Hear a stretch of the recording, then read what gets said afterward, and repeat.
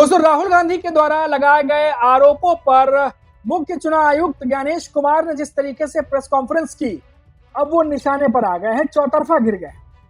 और अब सिर्फ इंडिया गठबंधन ही नहीं बल्कि जनता यानी लोग भी भर भर कर कमेंट कर रहे हैं। और ये साफ तौर पर एक तरफ इशारा है कि आने वाले समय में ज्ञानेश कुमार जो है वो उन पर दिन भारी पड़ने वाले हैं।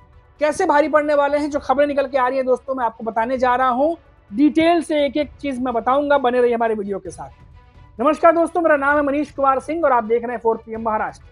दोस्तों, बिहार में वोटर लिस्ट यानी SIR अभियान और वोट चोरी जैसे आरोपों को लेकर चुनाव आयोग के खिलाफ विपक्ष यानी कि इंडिया गठबंधन ने मोर्चा खोला हुआ है।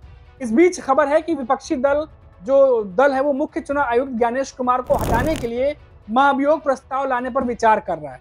सूत्रों के अनुसार विपक्षी दलों ने सोमवार सुबह संसद भवन में बड़ी बैठक की, जिसमें चुनाव आयोग प्रमुख को हटाने की जो प्रस्ताव है उस पर चर्चा किया गया। दोस्तों, अब इस खबर को लेकर के मामला पूरा गरमाया हुआ है। आपको बता दें दोस्तों कि कांग्रेस के राज्यसभा सांसद सैयद मुनीर हुसैन ने कहा है कि पार्टी लोकतंत्र के सभी संवैधानिक हथियारों का इस्तेमाल करने को तैयार है। उन्होंने कहा कि जरूरत पड़ी तो हम लोकतंत्र के तहत उपलब्ध सभी हथियारों का इस्तेमाल करेंगे। अभी तक महाभियोग पर कोई औपचारिक चर्चा नहीं हुई है, लेकिन अगर जरूरत पड़ी तो हम वो भी कर सकते हैं।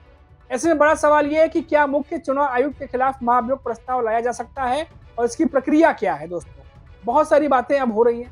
पहले बता देते हैं आपको कि भारत संविधान में मुख्य चुनाव आयुक्त यानी CEC और चुनाव आयुक्त को हटाने की प्रक्रिया स्पष्ट रूप से तय है। संविधान का अनुच्छेद 324 चुनाव आयोग को स्वतंत्र संस्था का दर्जा देता है। मुख्य चुनाव आयुक्त को हटाने की प्रक्रिया सुप्रीम कोर्ट के जज के समान ही है। इसका मतलब है कि उन्हें केवल महाभियोग के जरिए ही हटाया जा सकता है। अब दोस्तों, ये बात लगातार चल रही है।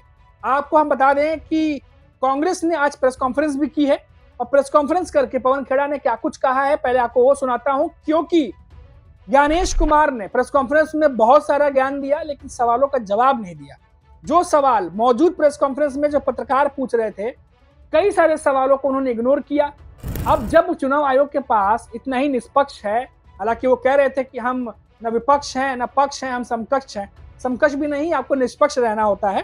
और ऐसे में जिस तरीके से ज्ञानेश कुमार ने तमाम बातें कही, सिर्फ ज्ञान ज्ञान ज्ञान ही दिया, सवालों के जवाब नहीं दिया। और कांग्रेस अब चौतरफा हमला कर रही है ज्ञानेश कुमार पर। क्या कह रहे हैं पवन खेड़ा, पहले आप ये सुनिए। जो CCTV फुटेज मांगा गया था उसको न देने के बदले जो रीजन बताया ज्ञानेश कुमार ने, अब उस पर कांग्रेस क्या करिए, पहले वो सुनिए। कहते हैं कि CCTV फुटेज देने से मां बहनों की इज्जत पर असर पड़ता है। आप देखिए, माफ कीजिएगा, ज्ञानेश गुप्ता जी क्या क्या देखते रहते हैं, क्या क्या करते रहते हैं, उससे हमें कोई मतलब नहीं। उनके मन में भी ऐसे विचार कैसे आते हैं हम नहीं जानते। ये गुप्त ज्ञान हमारे पास नहीं, गुप्ता जी के पास।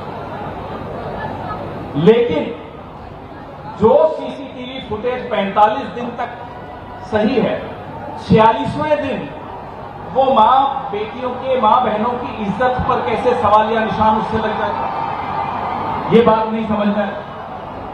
और अगर CCTV फुटेज से किसी की इज्जत का हनन होता है तो करोड़ों रुपए खर्च करके CCTV का बंदोबस्त क्यों किया। गुप्ता जी, कोई गुप्त ज्ञान इस पर भी हो तो बता दीजिए। नहीं बता। अब गुप्ता जी फिर कहते हैं कि सुप्रीम कोर्ट का एक आदेश है कि मशीन रीडेबल वोटर लिस्ट नहीं दी जा सकती। ये कहा उन्होंने 3, साढ़े 3, 4 बजे कहा होगा। 7 बजे मशीन रीडेबल डिलीटेड वोटर्स की लिस्ट 65 लाख लोगों की मशीन रीडेबल लिस्ट अपलोड कर दी। तो या तो गुप्ता जी को स्क्रिप्ट आती है भाजपा मुख्यालय से, कहीं कोऑर्डिनेशन की दिक्कत आ गई। जो चीज 4 बजे प्राइवेसी का हनन है, निजता का हनन है, वो 8 बजे अपलोड कर दें। और हम उनको चुनौती दे चुके हैं कि बताइए सुप्रीम कोर्ट का कौन सा ऑर्डर। तो कल एक इनसे पहले वाले जो थे वो हल्की फुल्की शायरी करते थे।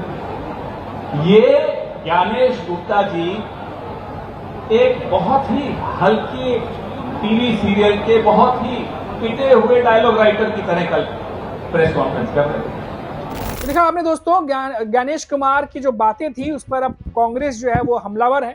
पवन खेड़ा साफ तौर पर कह रहे हैं कि अगर आपको सीसीटीवी फुटेज देने में दिक्कत है, प्राइवेसी का अगर हनन लग रहा है, तो आपने करोड़ों करोड़ों खर्च करके बूथों पर सीसीटीवी क्यों लगवाया है, आखिर उसका इस्तेमाल क्या है। और तो और उन्होंने तंज भी किया है ज्ञानेश कुमार पर, तंज भी कसा है। और तो और कई लोग दोस्तों, मैंने बहुत सारी डिबेट भी देखी, बहुत सारी खबरों पर हमारी नजर बनी हुई है, बहुत सारे विश्लेषकों को भी सुना, वो भी ये कह रहे थे कि इस प्रेस कॉन्फ्रेंस में ज्ञानेश कुमार कहीं भी चुनाव कराने वाले चुनाव आयोग के अधिकारी नहीं लगे, मुख्य चुनाव आयुक्त नहीं लगे। उनकी जो बातें थी वो एक राजनेता की तरह थी, उपदेश देने के जैसे उनके बातें थी। और तो और कई तरह की बातें होती हैं, एक उपदेश होता है, एक भाषण होता है, इमोशनल होता है, काम की बातें जो थी वो कुछ नहीं हो। इस प्रेस कॉन्फ्रेंस में जो मेन काम था कि ज्ञानेश कुमार काम की बात करते, वो काम की बात कुछ भी नहीं।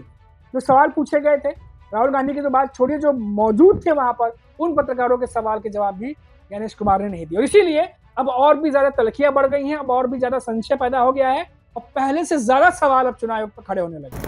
तो अब आने वाले समय में लगातार हमारी नजर बनी रहेगी, क्योंकि कांग्रेस लगातार हम देख ही रहे हैं कि सदन से लेकर सड़क तक किस तरीके से पूरा मोर्चा खोला हुआ है।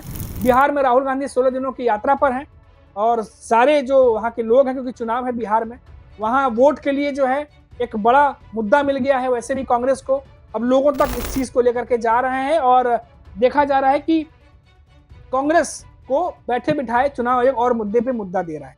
जैसे कि ज्ञानेश कुमार ने इस प्रेस कॉन्फ्रेंस में राहुल गांधी को टारगेट किया, राहुल गांधी को नोटिस गया है, राहुल गांधी को कहा गया हलफनामा दे दीजिए, नहीं तो माफी मांगिए। जिस तरीके से ऐसे ही बीजेपी के नेता जो है वो भी चुनाव आयोग पर सवाल खड़े कर रहे थे, पर उन्हें कोई नोटिस नहीं किया, नहीं उन्हें माफी मांगने के लिए कहा गया है।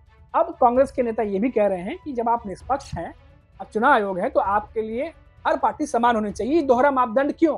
तो अब इस प्रेस कॉन्फ्रेंस के बाद चुनाव आयोग पहले से और भी ज्यादा गिरता जा रहा है। हमारी नजर बनी रहेगी, जो भी अपडेट आएगी आप तक पहुंचाएंगे। अभी के लिए इतना ही, आप देखते रहिए 4 PM महाराष्ट्र। नमस्कार।